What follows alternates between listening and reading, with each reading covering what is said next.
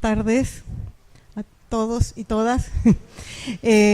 Bueno, estamos muy contentos, muy honrados de recibir esta tarde el lanzamiento del libro Abismos Temporales,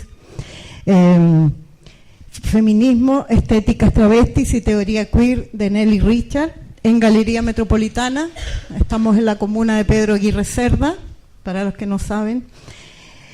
A Nelly y a nosotros, a Zapallo y a mí, nos gustaría mucho invitarlos primero, antes de partir, a, con un aplauso, celebrar el Premio Nacional de Literatura 2018 que acaba de recibir la querida, valiente, potente Diamela Altit.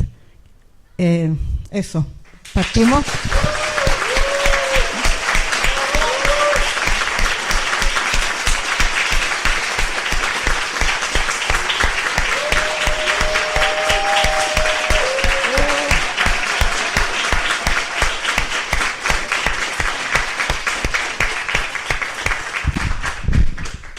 Bueno, una gran manera de continuar, ¿no es cierto?, esta irrupción que este año ha sido increíble en muchos temas que nos convocan hoy día.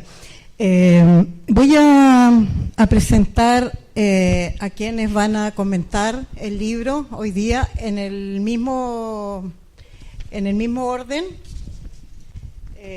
Vamos a partir esta tarde con Raquel Olea, destacada figura del feminismo en Chile.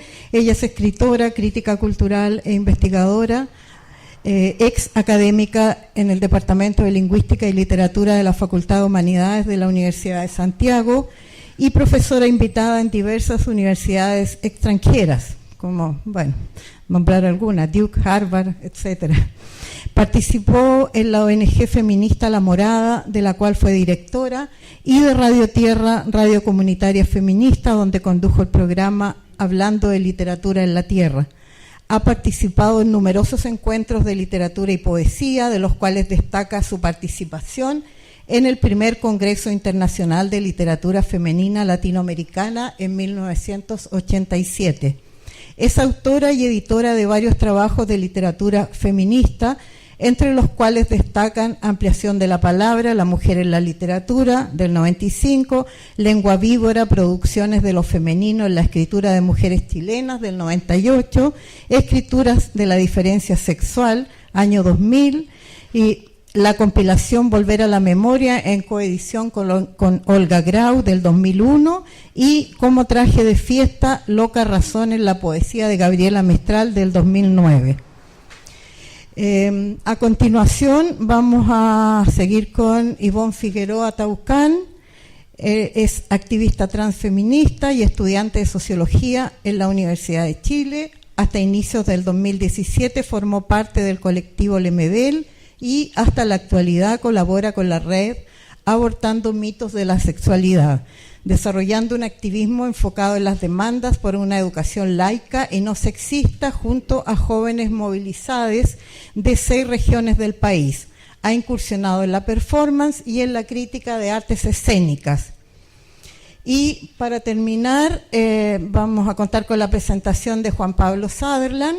Él es escritor, ensayista, magíster en estudios culturales y doctorando en literatura chilena e hispanoamericana de la Facultad de Filosofías y Humanidades de la Universidad de Chile.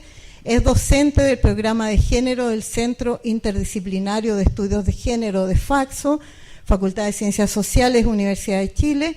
Es columnista del suplemento Soy, perteneciente al medio argentino Página 12 y del portal chileno El Desconcierto, entre otros.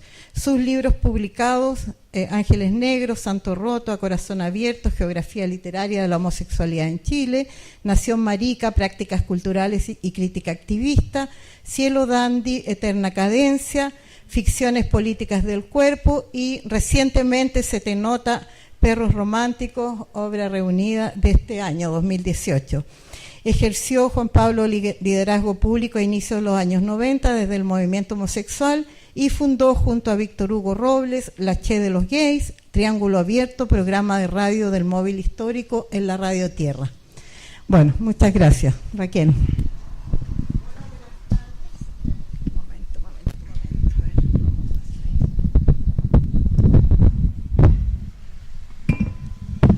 Hola, buenas tardes.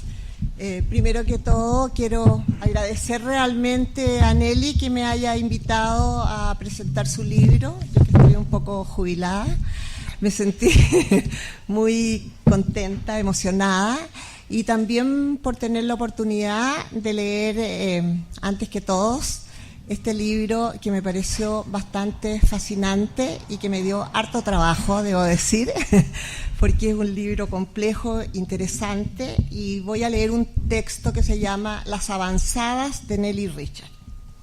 Como sabemos que ningún texto puede ser leído en la totalidad de su estructura, sus materiales, la pluralidad de sus significaciones, y como sabemos también que la pretensión de una lectura totalizante no es la más productiva en abrir las opacidades de la escritura ni las operaciones textuales, opto en esta presentación de abismos temporales por juntar aquellos tramos de tiempo y de sentido que en la escritura convocan particularmente mi atención. Escribo ahí donde sin una decisión previa la lectura se ha detenido y se ha sentido interpelada, ya sea por la proposición de una pregunta, una novedad, una frase que despierta mi curiosidad, sea por las afinidades o disidencias en el decir del texto, por el encuentro con particulares afecciones y fragmentos de biografía compartida con Nelly. Escribo sobre todo para celebrar este libro llamativo y seductor. Me interesa particularmente preguntarme por las operaciones del texto, sus estrategias para construir y proponer sustento a una narrativa crítica de la época que hace comparecer. Libro hecho de temporalidades, de un entrelazamiento de presente y pasado, convocados por materiales heterogéneos y de procedencias diversas que convocan registros de habla y experiencias múltiples. Entrevistas, conversaciones, afiches de congreso, material fotográfico en el que la propia Nelly comparece, textos sobre otros textos, ensayos lúcidos, citas a textos anteriores de la autora y demás. Libro que en algunas inflexiones y detalles, en la conexión con la memoria, en la distancia y presencia y dispersión del yo que escribe y que implícita o explícitamente comparece, está también hecho de partículas temporales de biografía, de eso que Roland Barthes llamó biografemas, podríamos decir.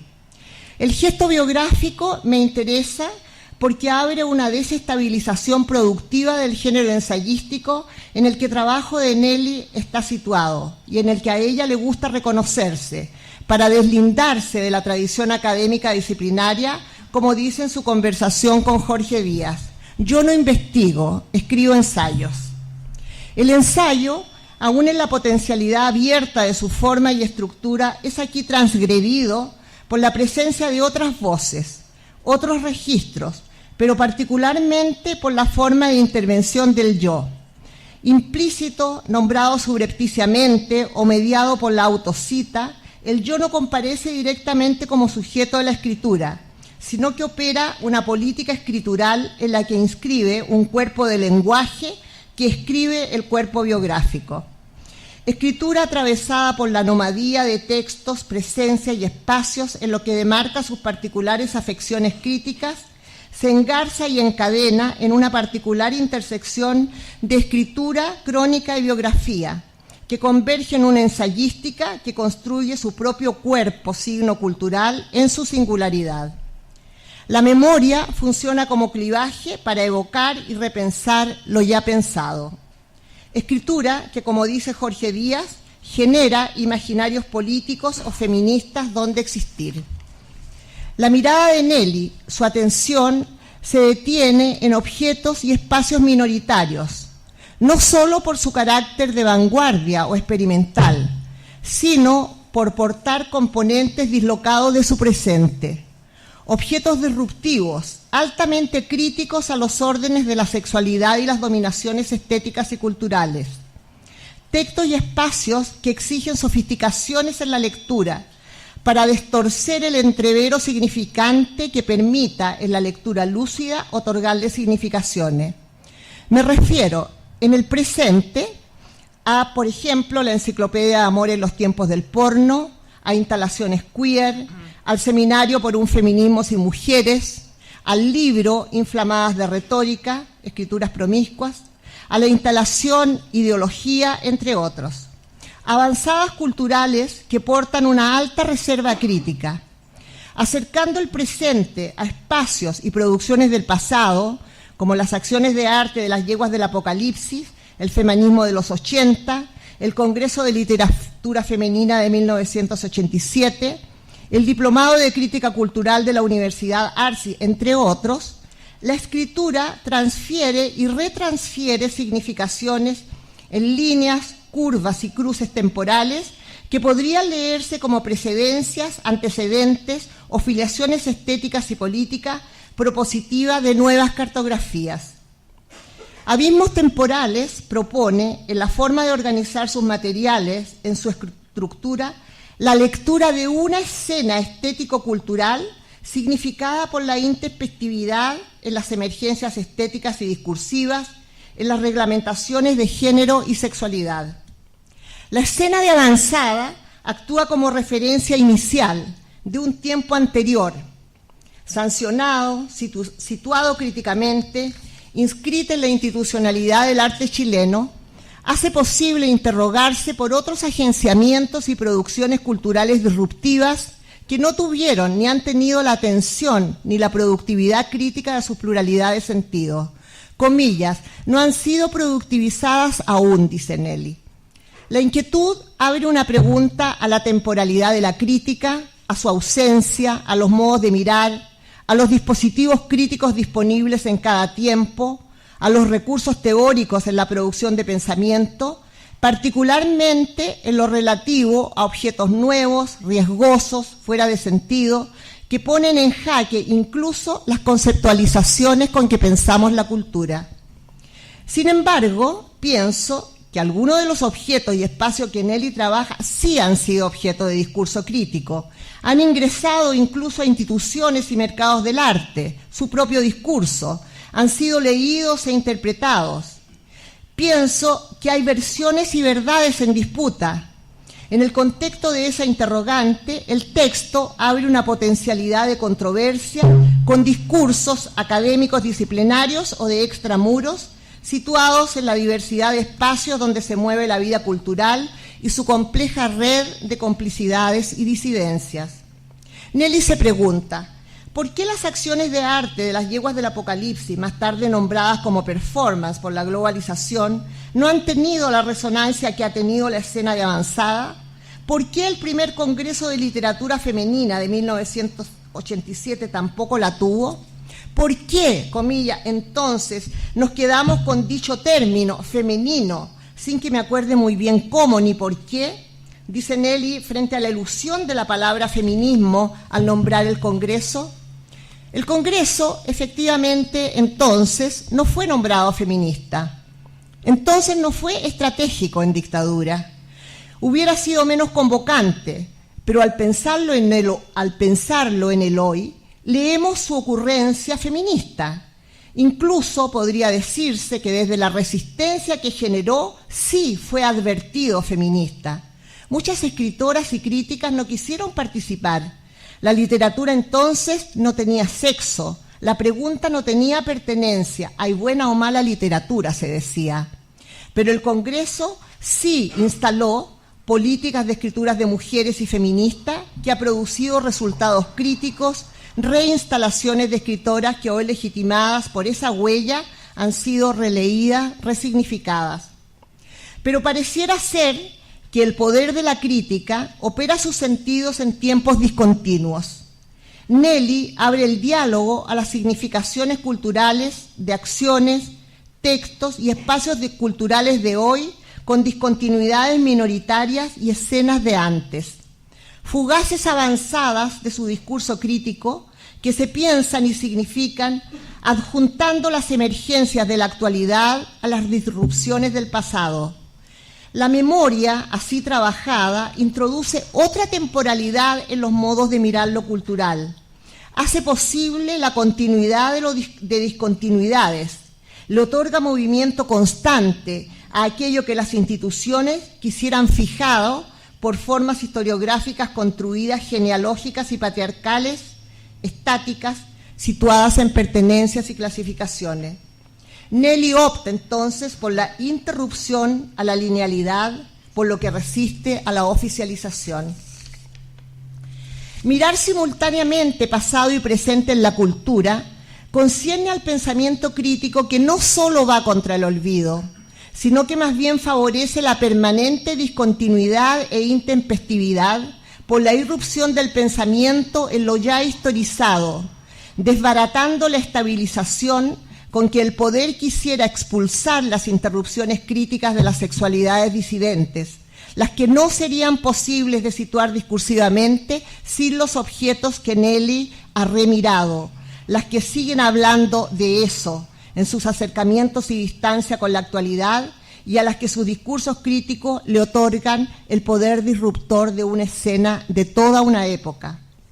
El texto articula en ese sentido una política cómplice entre lo uno y lo otro, gesto que aún en sus incompatibilidades han operado alteraciones radicales a las formas de pensar y situar lo tránsfuga, lo bastardo, lo que el poder no quisiera que acontezca. La operación de interrogar el pasado cercano en el presente hace posible la operación de resituar el carácter conservador también de los discursos de sujetos de época, autollamados críticos entonces. Me refiero en esto a lo que sucedía en el Diplomado de Crítica Cultural en Universidad Arcis. La falta de lugar que los así llamados sujetos de supuesto saber, así se decía entonces, otorgaban al feminismo. No reconocían ni conocían la potencia de un lugar político y un pensamiento crítico desestabilizador de las alianzas del poder, capitalismo, patriarcado. Sin embargo, se veían a sí mismos como luces del pensar las relaciones entre cultura, democracia y política. Hoy algunos intentan ponerse al día en tiempo récord. Recuerdo muy bien la circulación de malestar feminista que Nelly menciona y que me provocó siempre esa situación. No solo porque el lugar feminista permanecía siempre obstruido por las hegemonías del saber sociológico y filosófico, sino por el modo patriarcal y falogocéntrico de jerarquizar los discursos, lo que impedía recurrentemente productivizar más ampliamente algunas discusiones. Tomo para finalizar la interpelación de la CUTS que Nelly recoge al feminismo de los 80. La falta de interés, dicen, en lo teórico crítico.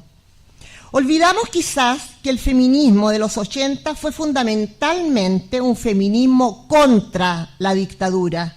Se organizó en dictadura y priorizó la recuperación de la democracia en la instalación de un movimiento igualitario.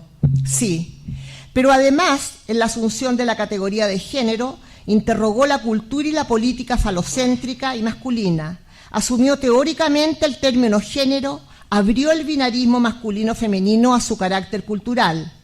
En lenguajes disciplinarios, mayoritariamente de las ciencias sociales, se produjo pensamiento y se interrogó la pseudoneutralidad de los saberes académicos. Una de las teóricas de entonces fue Julieta Kirkwood, quien desde la sociología y el activismo pensó la relación entre las políticas de mujeres y feministas y el poder. Desde ahí partieron muchas cosas. Sí, coincido con Nelly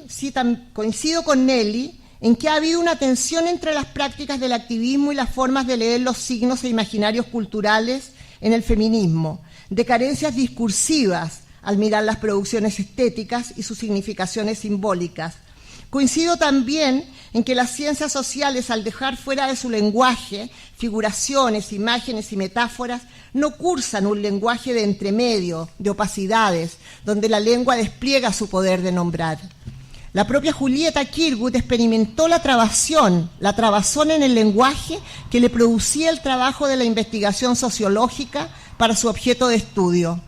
Nombrar el feminismo como experiencia de cuerpos políticos pero sí creo que la importante producción de escrituras de mujeres y de crítica literaria feminista abierta por el ya mencionado Congreso del 87 ha producido importantes resignificaciones simbólicas desde el pensamiento y la teoría crítica feminista. Simbólicamente, desde el colectivo Quds hasta Pedro Lemebel, o desde Pedro Lemebel hasta Jorge Díaz, podría fijarse una temporalidad de doble vía a las políticas disidentes recogidas por este libro. Estas han ido desplazando su modus de escenificar interrogantes a las normativas sexuales y las identidades en crisis. El trayecto escribe en el texto los movimientos de la instalación crítica de escenas fluctuantes unidas por hilos de deseo que movilizan los distintos activismos, las producciones estéticas y las nuevas epistemes del cuerpo. Así, ahí se ha abierto una tensión cómplice o una complicidad en tensión en los espacios que hablan estas problemáticas. Y quizás la respuesta al reclamo de Jorge Díaz por la falta de producción teórica del feminismo de los 80 no esté ahí, sino en el estallido feminista de este mayo recién pasado, donde se hizo manifiesta una latencia de cuerpos empoderados, de mujeres jóvenes, exhibiendo en las calles una voluntad de poder antes que sus atributos sexuales para el deseo masculino o la disponibilidad del cuerpo a la maternidad. Jóvenes empoderadas que se tomaron las calles con sus consignas. ¿Y cómo es la huevá? Nos violan y nos matan y nadie dice nada. Para terminar, ahora sí, quiero decir que nunca entendí muy bien eso del feminismo sin mujeres. El enunciado, un feminismo sin mujeres, no produce desidentidad ni deconstruye el venarismo. Más bien deja a las mujeres fuera de la única posición política de su propio agenciamiento, lugar de su historia social. Al eliminar a las mujeres del feminismo, el feminismo queda sin, un feminismo sin, pregunto. Si por otra parte el problema está en la preposición sin, esta podría ser suplantada por alguna otra de mayor productividad y de mayor poder convocante, o por todas quizás. Cada preposición podría conducir una orientación diversa. Feminismo con, feminismo contra, feminismo hasta, feminismo por, feminismo según, feminismo sobre, feminismo tras. El orden de las preposiciones puede contener todas las direcciones feministas. Lo que no puedo aceptar es el feminismo sin atributos. Aunque también me resulta conflictivo el exceso de feminismo.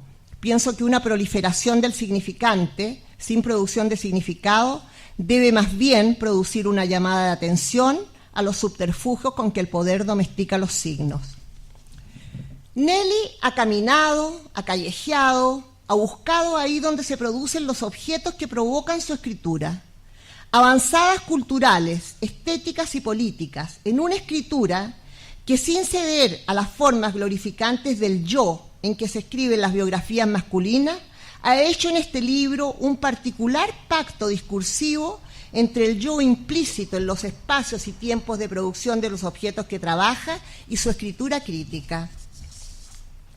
Su particular modus de introducir lo biográfico se produce en la interlocución que el cuerpo, en su pulsión escritural, establece con su voz en su particular contexto, sus recorridos, sus lecturas, su relación con los espacios en que transcurre y se sitúa la experiencia.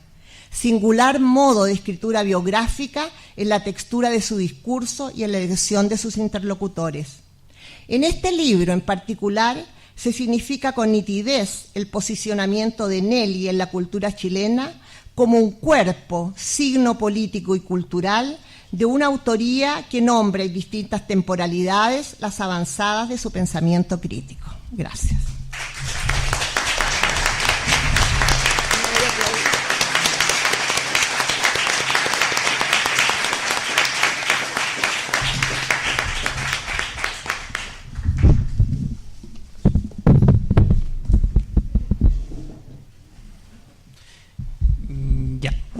Hola, es raro estar acá, y igual es bacán, pero quería decir que para mí igual fue un desafío súper grande aproximarme a este libro que igual recoge 30 años de escritura.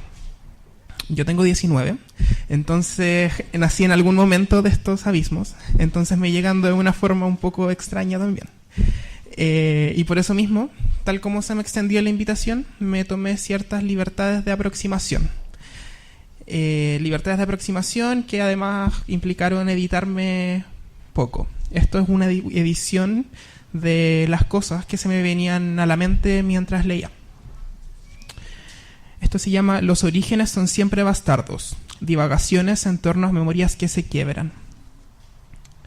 Las políticas surgidas a partir de los derechos del niño son europeizantes y no representan nuestras necesidades. Con esta frase, Luis, activista no binaria del Perú, presentó el mes pasado el posicionamiento político de Mantoc en el encuentro transnacional del proyecto Es mi cuerpo, realizado en Santiago el mes pasado y que reunió activistas jóvenes organizadas bajo la excusa de los derechos sexuales y reproductivos en Perú, Chile y Argentina.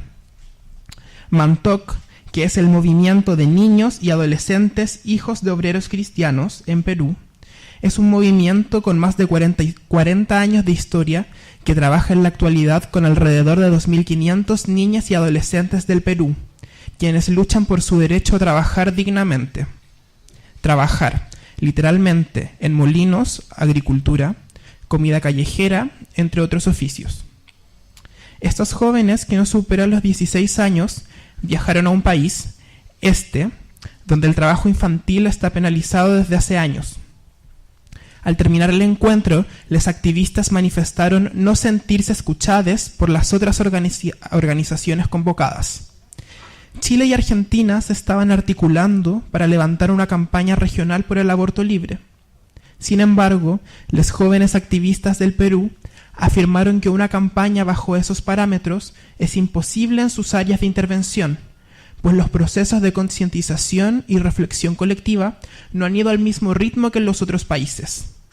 Niñas que trabajan, estudian y se organizan contra la violencia sexual a la que les rodea no fueron escuchadas por activistas latines que afirman que replicar sus procesos en el Perú les ayudarían a avanzar más rápido. ¿Cuándo algo avanza? ¿Avanza el feminismo con la implementación de políticas de identidad de género? ¿Con el aborto legal? ¿Con la transformación de las corrientes de la subjetividad colectiva? ¿Avanza en cualquier momento de la misma manera y sin importar sus costos? ¿Quién determina que algo avanza? Abismos temporales, feminismo, estéticas travestis y teoría queer agrupa 3 décadas de pensamiento de Nelly Richard, partiendo desde el Congreso Internacional de Literatura Femenina Latinoamericana de 1987 hasta el 2017, pasando por el Bus de la Libertad y la campaña transfascista de Felipe Kast para el Día Internacional de la Mujer. Esta selección híbrida de textos, a pesar de abarcar un periodo de tiempo determinado, da la impresión de no querer marcar líneas claras que establezcan líneas definidas entre futuro y pasado, como ejes de avance-retroceso o progreso-retraso, pero sí de distinguir entre territorios y contextos de acción. Cito: el sur genera torsiones perversas que desvían el regulado tráfico de las citas internacionales administrados por el norte. Sur y norte, desde la tradición del conocimiento ilustrado, conforman vías de tráfico entre pasado y futuro, entre un norte angloparlante que universaliza sus paradigmas y observa con cautela los movimientos del caos sudaca que archivará. Sin embargo, en Latinoamérica las coordenadas se distorsionan. Los tiempos se convulsionan entre la memoria de virreinatos, imperios, fronteras movedizas, flujos migratorios y tentativas de organización transnacional. Nelly Richard emprendió un recorrido crítico que llega muy desconfiadamente a lo queer. Recorrido que va del sur al norte, que da vuelta el mapa de los flujos teóricos tradicionales. Solo desde esta perspectiva podemos empezar a comprender por qué Mantoc no está poco desarrollado y por qué una sociedad sin trabajo infantil y con debates públicos sobre identidades en fuga tampoco es el paraíso de la libertad, habitando un lugar del pensar donde cada territorio tiene sus propios códigos. Abismos temporales establece relaciones de causa-consecuencia o de irrupciones globales sobre ritmos locales. Cito de nuevo: Lo queer ofrece el señuelo de una existencia sin límites en un mundo donde sería posible traspasar cualquier frontera de identidad sin que ninguna desgracia material nos recuerde de las zonas de catástrofe que obstruyen los transcursos de vida de los sujetos vulnerables.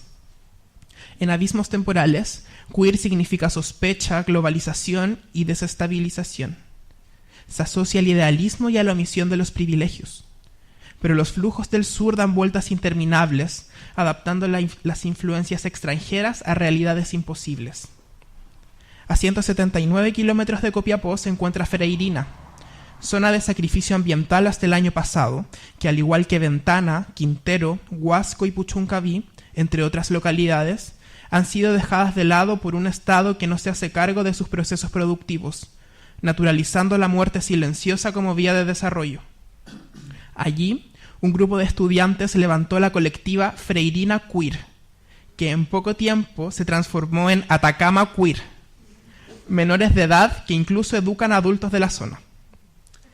Creo no equivocarme al plantear que en el caso de esta organización de estudiantes secundarias, la intención de ocupar el término queer no responde a una jugada por adaptar sus identidades a una tendencia académica, sino que una categoría contagiada como esa les da la oportunidad de que sus opresiones e inquietudes locales tengan cabida en un concepto que, por una parte, invita a sus comunidades a modificar sus percepciones sobre las jerarquías de género y, por otra, les permite llegar más allá del lugar donde viven, trascendiendo el anonimato de una zona sistemáticamente silenciada. Diamela Eltit propone examinar el espacio y el momento en donde los conceptos y las prácticas metropolitanas se encarnaron en los cuerpos locales. He trabajado y establecido relaciones político-afectivas con organizaciones de estudiantes organizaciones secundarias, que exigen tanto garantías estatales como desplazamientos culturales en relación a la libre determinación de sus flujos sexuales e identitarios. Cabres organizadas que después de algunos meses de estabilización colectiva han llegado al mismo punto de inflexión. ¿Somos feministas? Ciertas bases del llamado Mayo Feminista de este año recorrieron aquel camino de forma invertida, es decir, adoptando la palabra feminista como una identidad ya resuelta, para después preguntarse qué hacer con ella inserta en su autobiografía. Algo como lo que está sucediendo con la palabra queer en Atacama.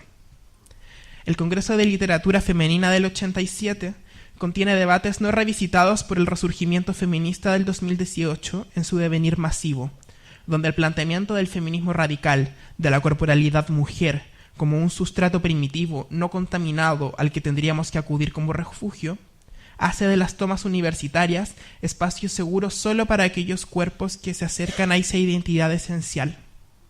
Identidad a la que las corporalidades trans y no binarias han tenido que tratar de asemejarse de forma estratégica para encontrar compañía en un movimiento social que sigue siendo principalmente cisgénero. Estas cuerpas se han visto en permanente fuga en una movilización que agrupó mujeres en largas movilizaciones separatistas, tomas y paros que se extendieron por más de 2 meses, y por otra parte, hombres de vacaciones. Sin embargo, el giro lingüístico de espacios que migraron desde denominarse toma de mujeres a toma feminista, por ejemplo, permitieron el debate conjunto y diferenciado de construcciones identitarias que rechazan la figura del varón. Ha sido el separatismo binario y la política partidista lo que ha llevado a las organizaciones secundarias antipatriarcales a preguntarse si comulgan o no con el feminismo que se les presenta, el feminismo de redes sociales de esta generación. Recordemos que a diferencia de recorridos teóricos como los de Nelly, las nuevas generaciones de activistas se están formando en un contexto cultural donde las identidades creativas que desbordan el género binario son una posibilidad cada vez más cotidiana, constituyendo sistemas materiales donde la dicotomía hombre-mujer está quedando obsoleta. La travesti nacida en democracia ve los cuerpos de las viejas como el límite máximo de la representación artificial de un lejano referente hollywoodense. Mira alrededor y se desplaza entre las diferentes opciones que ofrece la parrilla identitaria local. De ahí que términos como no binario o género fluido operan como categorías que entienden el artificio de la identidad. son enunciaciones post-travestis que, a pesar de incorporarse paulatinamente a las asambleas feministas bajo el término de disidencias, como la mascota política de las mujeres, según afirmó una profesora de la Facultad de Ciencias Sociales de la Chile, deambulan en el límite de la cooptación neoliberal y la incipiente irrupción transfeminista en un contexto de movilización nacional que olvidó la memoria histórica que almacena los frutos de la relación política entre mujeres, lesbianas, maricas, travestis, trans e identidades no heterosexuales y no binarias en general. El feminismo universitario del 2009, periodo abordado en el libro desde las acciones de la CUTS, recorría caminos diferentes a los que convergieron en el mayo del 2018, donde la inclusión de cuerpas excéntricas aún parece una novedad. Seguirle la pista al neoliberalismo en la obra de Nelly Richard implica leer los fenómenos culturales que permanecen según el frágil lente del tiempo presente y el distanciamiento crítico. Implica identificar cuándo lo que fue su versión es cooptado por la estructura hegemónica institucional que con el tiempo seguirá modificándose. Para la época en que Nelly interpreta las yeguas del apocalipsis, es decir, en un contexto postdictatorial y de diálogo crítico con la escena de avanzada, el travestismo opera como una ridiculización estética al arte sofisticado en el que la escena de avanzada encontró su nicho.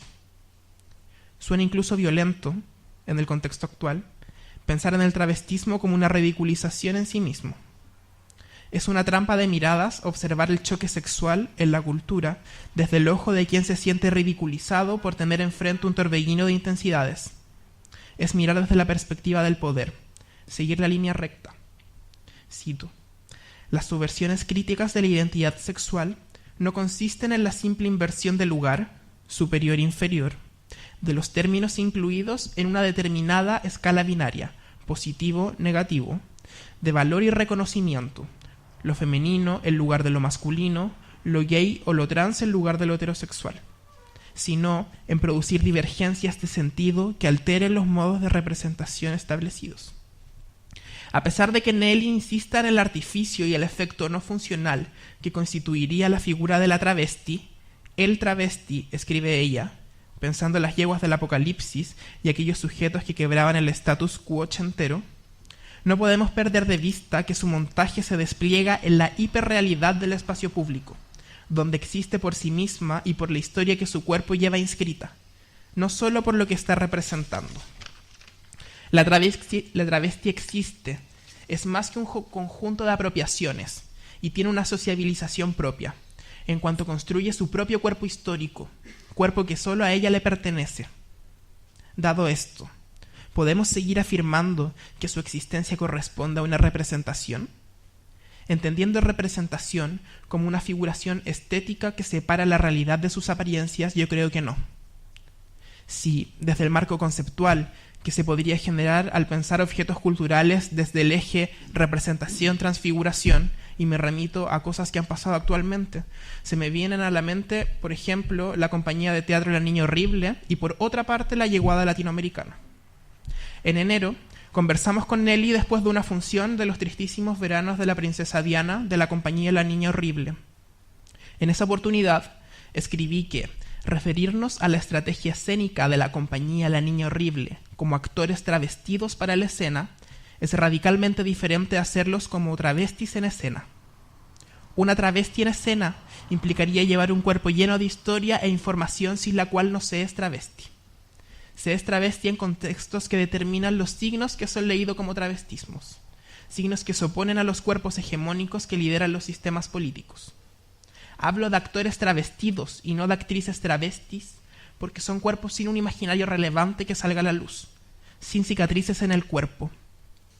Nelly, por su parte, veía en Diana una versión distorsionada de Francisco Casas.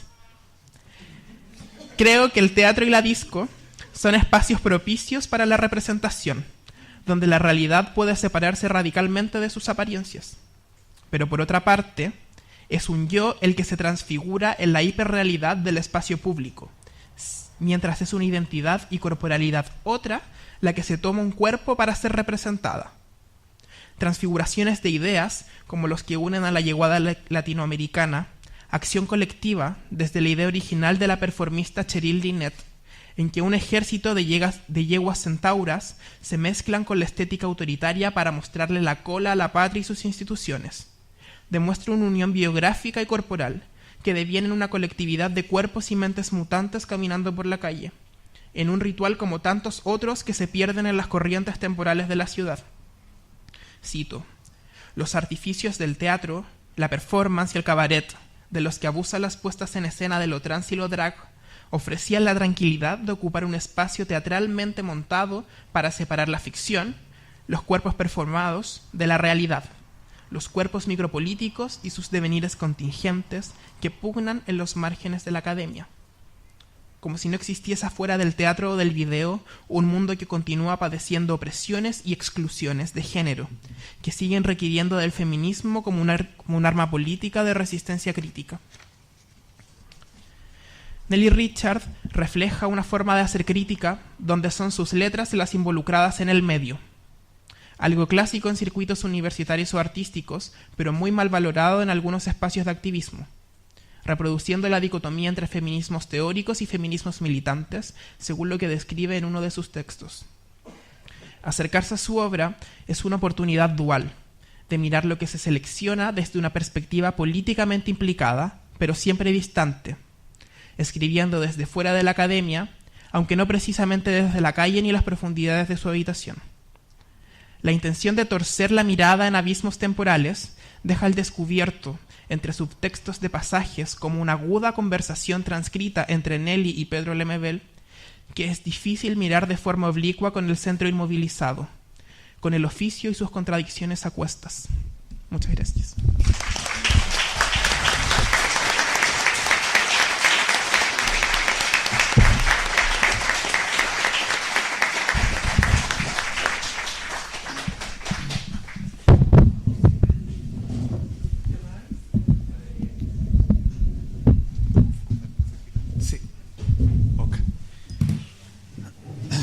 Hola, buenas tardes.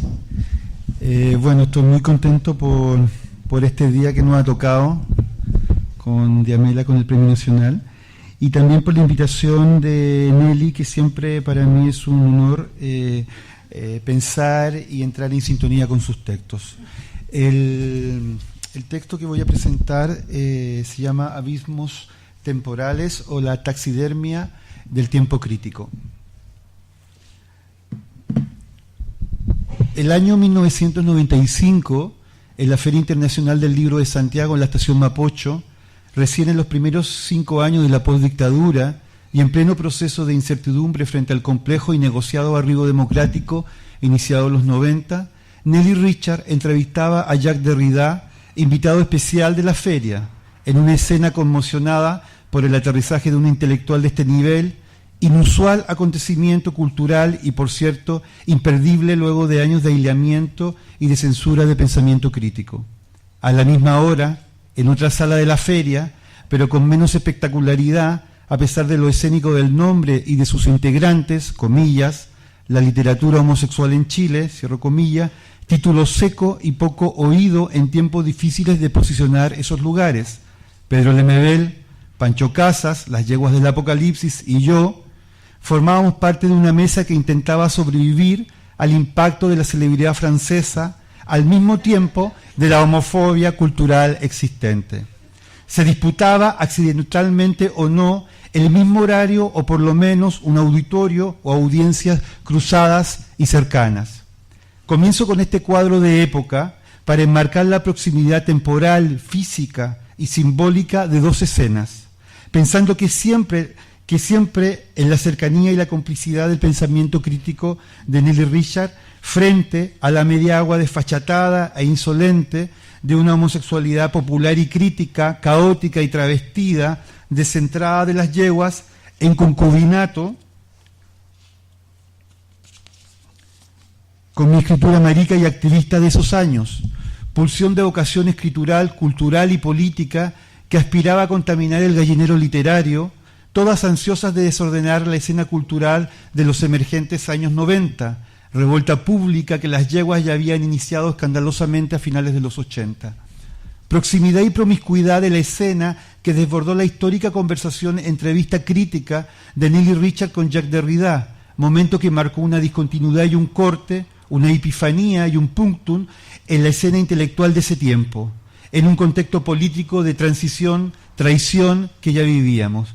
Quizás la forma quirúrgica e intencionada de visibilizar las dos escenas contiguas me sirva para proponer una lectura de abismos temporales, como exactamente se puede leer en la simultaneidad de los momentos críticos que el libro cita, revisa, problematiza, pues la trayectoria crítica de Nelly Richard no se agota en un libro, en una escena, pero puede posibilitar a través de un recorte temporal, o más bien de un abismo como hiato o como paisaje que solo soporta la gravedad desde una reflexión localizada en un territorio mayor.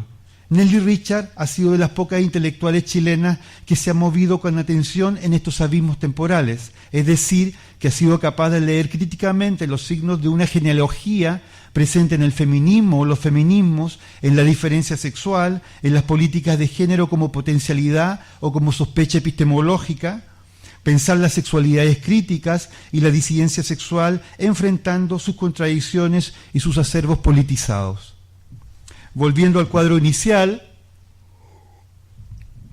fue tanto el éxito del desborde derridiano que la sala donde estábamos con las yeguas y Fernando Blanco, que moderaba la mesa, fue repentinamente llenándose de audiencias que no pudieron entrar a la escena de Richard Derrida, plusvalía circunstancial y movediza que resignó al cuadro local calmando en algo nuestra ansiedad y pánico escénico, que anudaba la sospecha del fracaso al competir con la fama espectacularizada de Derrida y la persistente y cuestionadora mirada de Nelly Richard frente y ante cualquier canon académico, aunque estuviese frente a la monumentalidad deconstructiva de Jacques.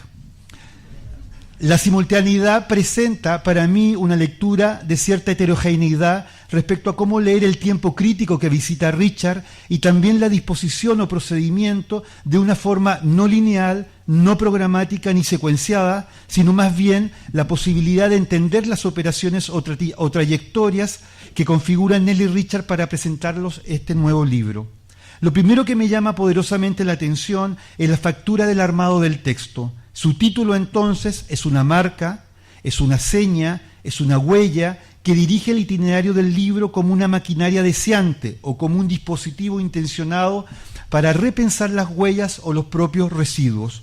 Por lo mismo no me moveré del 1 al 7 repasando el libro, sino más bien me seduce enormemente el montaje que ha construido Nelly, el levantamiento de cuerpos como si fuese un cuadro criminal para buscar las huellas de ese crimen perfecto y exhibir y resituar las huellas de esa misma escena.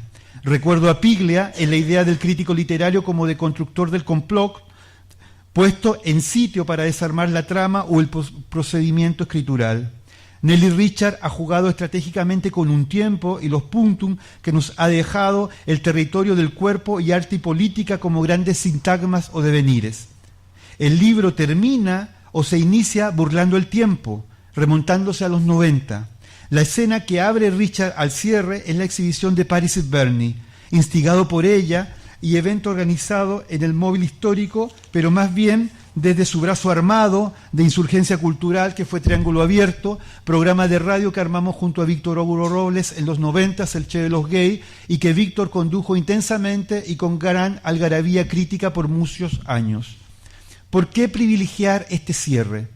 Quizás la respuesta tenga que ver con la economía crítica de agrupar o disponer una serie de microacontecimientos que se contaminan inversamente a través de lo sincrónico o lo diacrónico. Es decir, la selección y el rigor interpretativo del libro propone una lectura o varias lecturas que tensionan la movilidad temporal, que lo vuelve abismo, pero también que le da muchas capas para releer en direcciones a veces contiguas, a veces simultáneas, otras intersecciones o sobrepuestas. Richard ha jugado retrospectivamente a entregar su mirada como un caleidoscopio que remueve la realidad de su continuidad aparente y gestiona y dispone configuraciones y tecnologías de la mirada que se fugan de una historicidad atrapada en el consenso de la historia.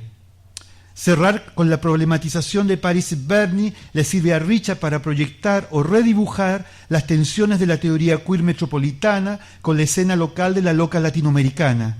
para profundizar cortando las interrogaciones colonizadoras del queer por una parte y por otra realizar una taxidermia del tiempo que exponga el cuestionamiento respecto a las lecturas metropolitanas de los saberes, pero también exponiendo el procedimiento para pensar el género, el feminismo y sus revueltas en el signo mujer o en la política de identidad o de representación de los años 90.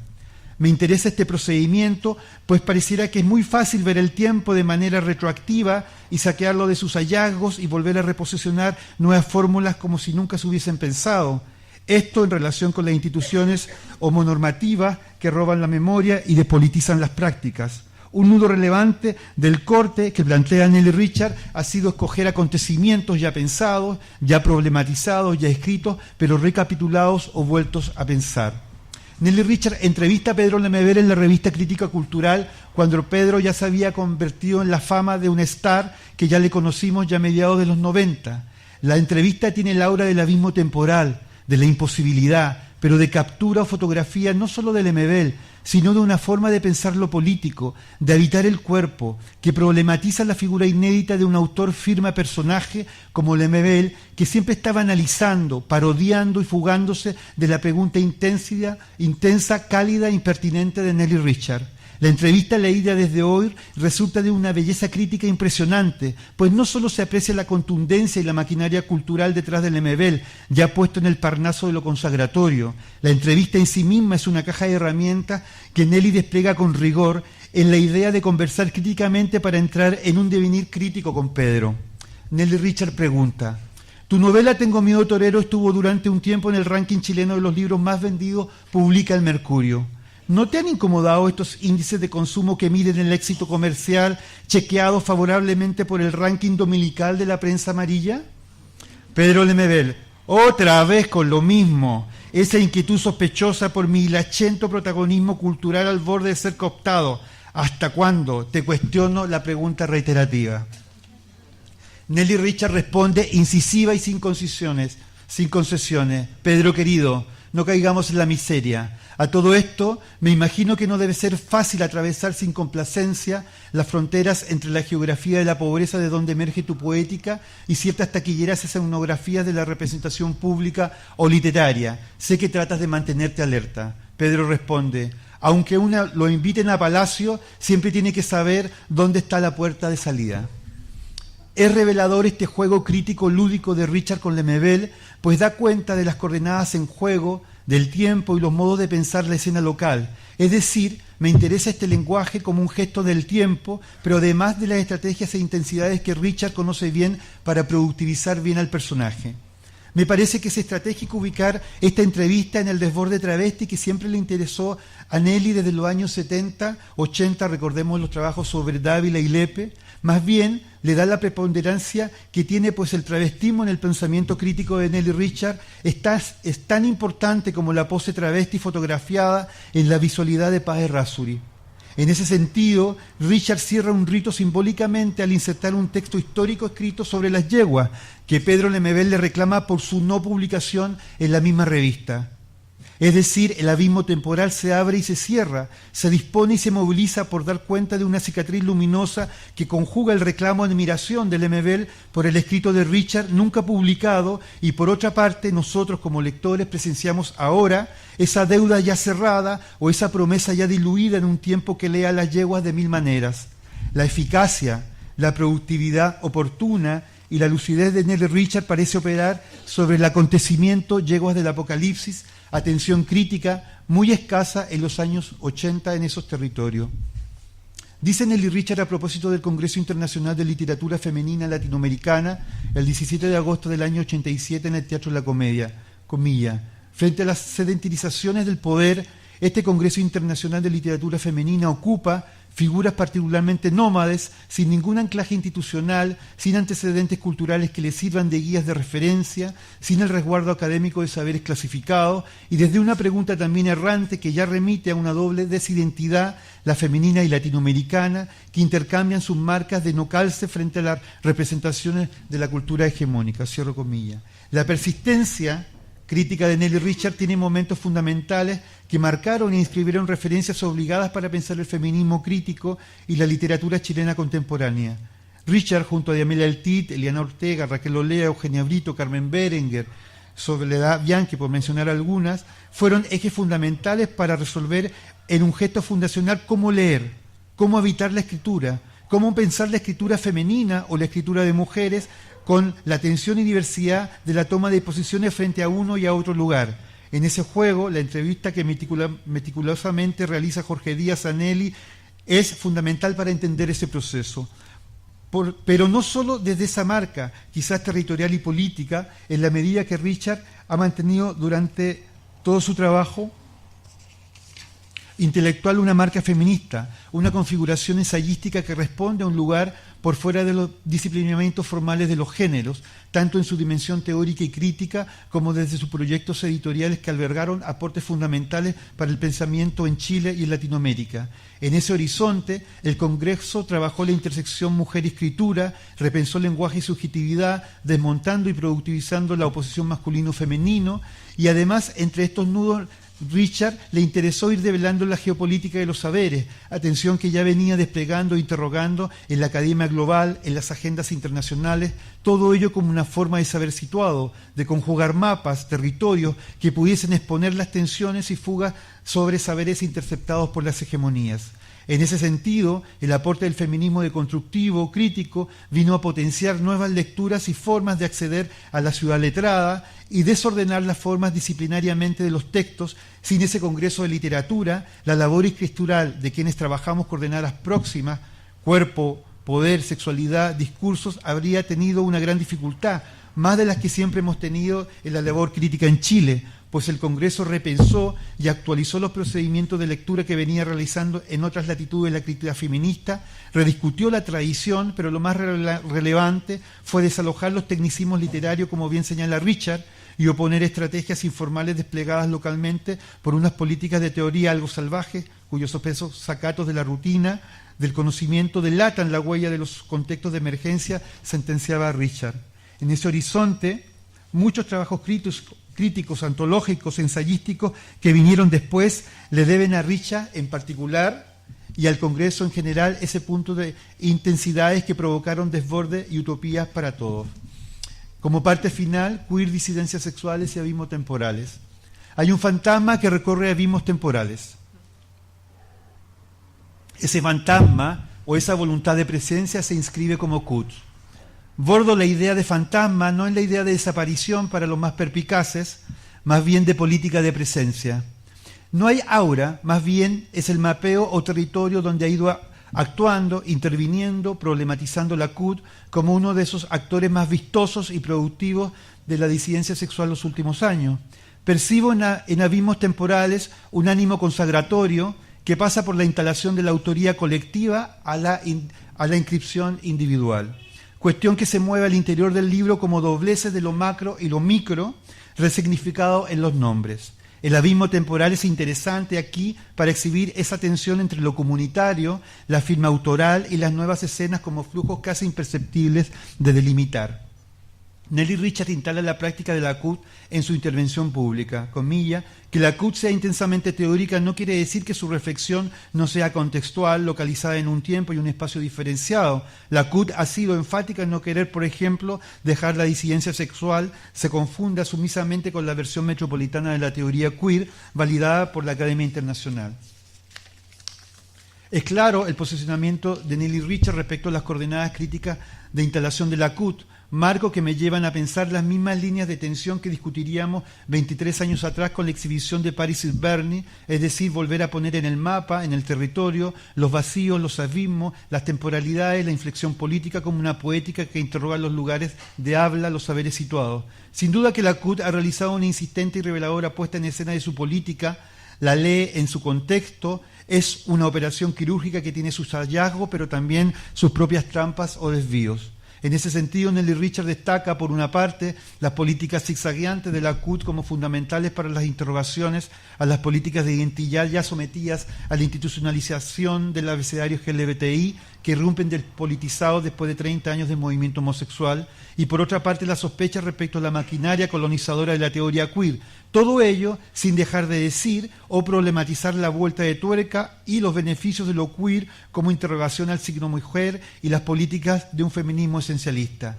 Richard conoce bien los registros, las versiones, la diversidad de movilidades y actuaciones que han desplegado el activismo homosexual como el feminista, aunque no son homologables de facto.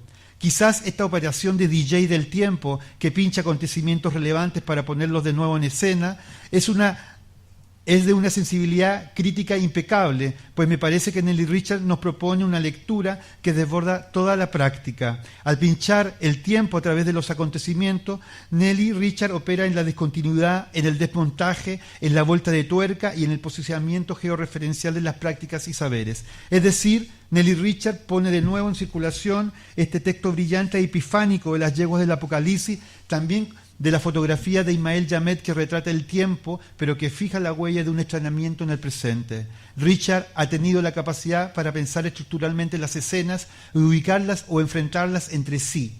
Ese ejercicio me parece notable, pues su productividad penetra la bruma de la linealidad histórica y la desbarata sin más. La disidencia sexual puede ser hoy tan simultánea en el pasado histórico como las yeguas del Apocalipsis y el primer momento liberacionista del movimiento homosexual. La CUT comparte un ánimo del tiempo crítico y desestabilizante con las poéticas también erráticas de pensar el presente de aquellos sujetos o sujetas que no se normalizan con las políticas de la actual institucionalidad LGTBI imperante. Por otra parte, y finalmente, Nelly Richard será a cargo de nuevas escrituras y producciones críticas y visuales, como el trabajo Inflamadas de Retórica de Jorge Díaz y Joan Miguel, o el texto Enciclopedia del Amor en los tiempos del porno de Josefa Ruiz-Tagle y Lucía Egaña, escrituras y poéticas que irrumpen en una escena como fragmentos posibles para dialogar con la genealogía que configura Richard. En ese sentido, la posibilidad de tensión crítica que sirve a abismos temporales da la posibilidad de leer inversamente, oblicuamente, las temporalidades de las escrituras presentes. Es decir, me parece que el título del libro resignifica cómo pensar la historicidad en las prácticas y propone una teoría de los acontecimientos, un corpus que conjugará también la revuelta de Felipe Rivas y su trabajo de ideología con las tensiones de lo político o lo politizable en el arte, en medio de una historia donde los cuerpos se cruzan con sus propios desbordes y sus utopías, como dijera Richard hace 31 años atrás en el Congreso de Literatura Femenina. Muchas gracias.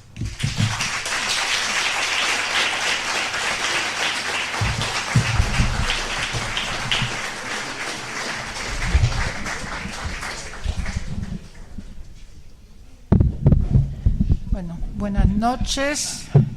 Yo voy a ser breve, simplemente quiero compartir unos agradecimientos. Quiero primero agradecer a Ana María Saavedra y a Luis Alarcón, a Galería Metropolitana, y felicitar también el gesto de este espacio que ha hecho de la categoría de lo semiperiférico un verdadero diagrama intercomunitario.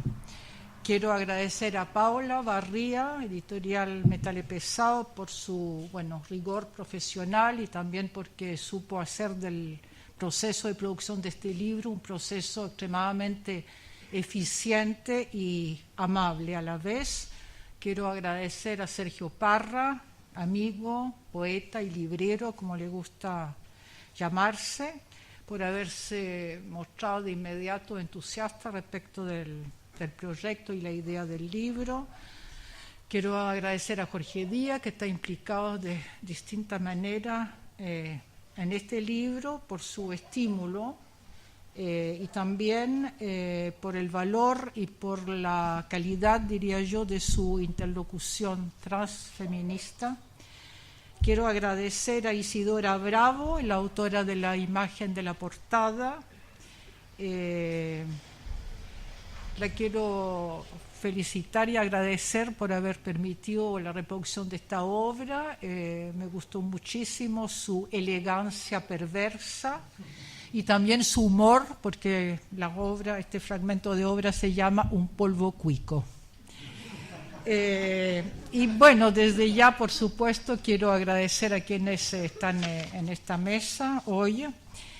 A Raquel, efectivamente compartimos la memoria del Congreso de Literatura compartimos los tiempos de La Morada. Ella fue directora, quizá en el momento más productivo y creativo de La Morada.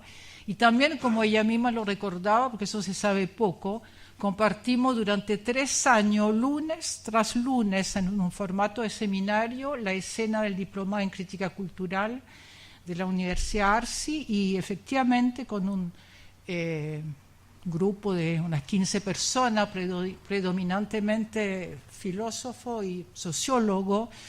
Con Raquel insistíamos reiteradamente en hacer valer el punto de vista, en querer hacer valer el punto de vista feminista como un instrumento clave para pensar sobre política, cultura, sociedad, etc.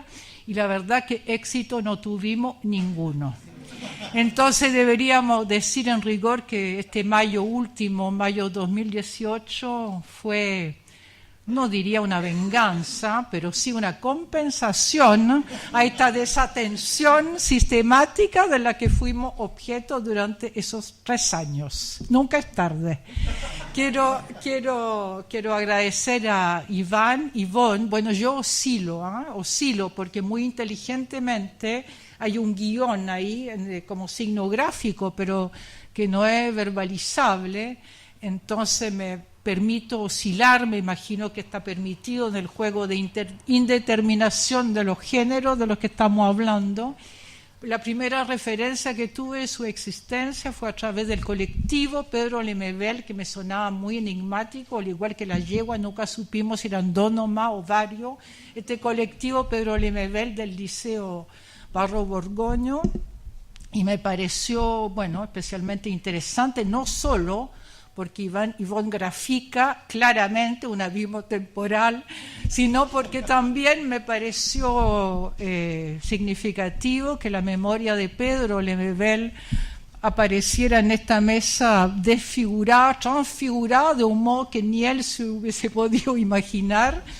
Y bueno, y Juan Pablo, porque por su reflexión sobre homosexualidad izquierda, y también debería nombrar a Víctor Hugo Roble por su importante libro Bandera Hueca, donde traza un mapa también imprescindible, y Juan Pablo, que tuvo la ocurrencia, tal como ahora relató una escena que se me había olvidado por completo y que me pareció casi cómico al escucharla, entre la escena de Derrida, ¿no?, en la Feria del Libro con ustedes, efectivamente, en una otra sala.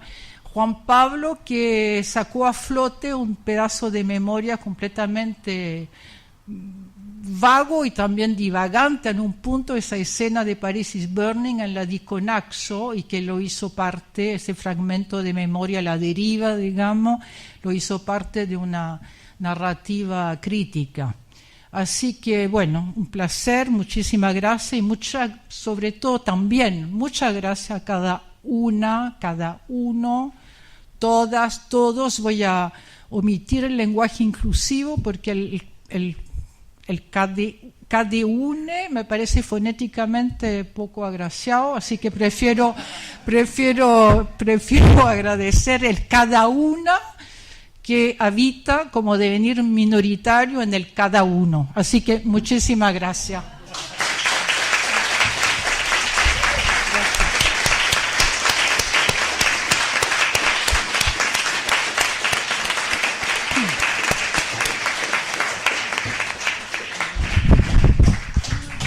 Bueno, y ahora los invitamos a cada uno a celebrar el libro, ¿ya? Con un brindis. Muchas gracias.